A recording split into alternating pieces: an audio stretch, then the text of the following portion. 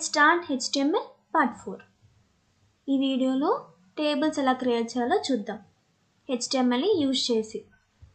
Last వీడియోలో చెప్పినట్లు doctype HTML, for version, HTML tag open and close, బ్రౌజర్కి HTML కూడా చెప్పడానికి రాస్తాం.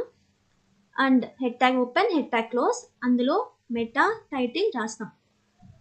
Title front and assignment to browser name ఇవ్వడానికి టైటిల్ ఇది. Body tag open, body tag close.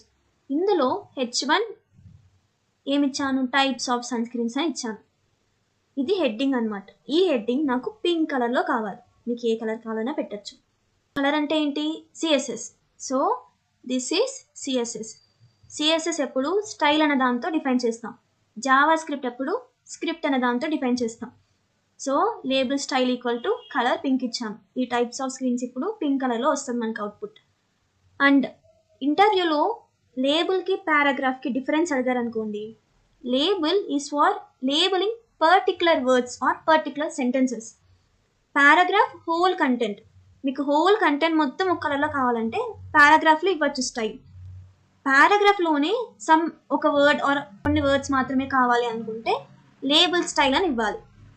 So this is the difference between paragraph and label. Next నేను table create చేయాలి. ఇప్పుడు table tag open, table tag close ఇవ్వాలి. అందులో border equal to 1 pixel అని ఇచ్చాను. In case ఇది ఇవ్వకపోయినా ఓకే, రన్ అవుతుంది కోడ్. బట్ టేబుల్స్ లాగా డివైడ్ అవ్వదు, లైన్స్ అంతా ఫామ్ అవ్వదు. So border equal to 1 pixel అని ఇస్తేనే ఫామ్ అవుతుంది. ఇవ్వకపోతే క్లమ్సీగా ఉంటుంది, టేబుల్ లాగా కనిపించదు అంతే. ఇవ్వకపోయినా రన్ అవుతుంది. Next TR table rows open, table rows close. TH table heading. టేబుల్కి హెడ్డింగ్ ఉంటుంది కదా, పైన ఇస్తాం కదా, ఫస్ట్ రోలో ఉంటుంది కదా, అది దానికి TH అని పెట్టుకుంటాం. టేబుల్ హెడ్డింగ్ కావాలంటే TH. అండ్ దానికి కూడా నేను స్టైల్ యాడ్ చేశాను. నాకు బ్లూ కలర్లో కావాలి కాబట్టి కలర్ యాడ్ చేసుకున్నాను. అర్థమైందా మీకు? నెక్స్ట్ ఇప్పుడు ఆ రో కంప్లీట్ అయింది కాబట్టి క్లోజ్ చేస్తాను. Next second row. సెకండ్ రోలో డేటా ఇస్తాం. మనం డీటెయిల్స్కి సంబంధించి డేటా ఇస్తాం. So table data is for TD open, TD close. Bioderma, నేమ్కి బయోడర్మా.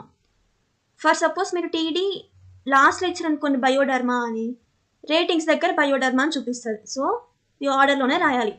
దేని కింద ఏది కావాలో అది మాత్రమే రాయాలి. నేమ్ కింద బయోడర్మా కావాలి కాబట్టి బయోడర్మా అని రాసుకున్నాను.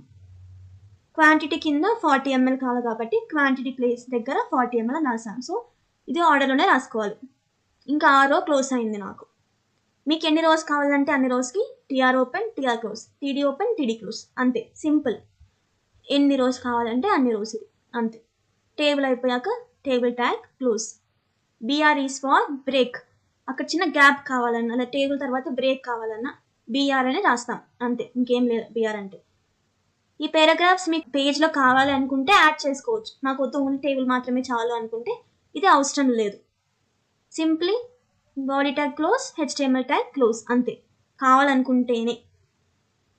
ఇందాక చెప్పాను కదా పారాగ్రాఫ్, ఇది మొత్తం ఒక పారాగ్రాఫ్ సెంటెన్స్ అనమాట.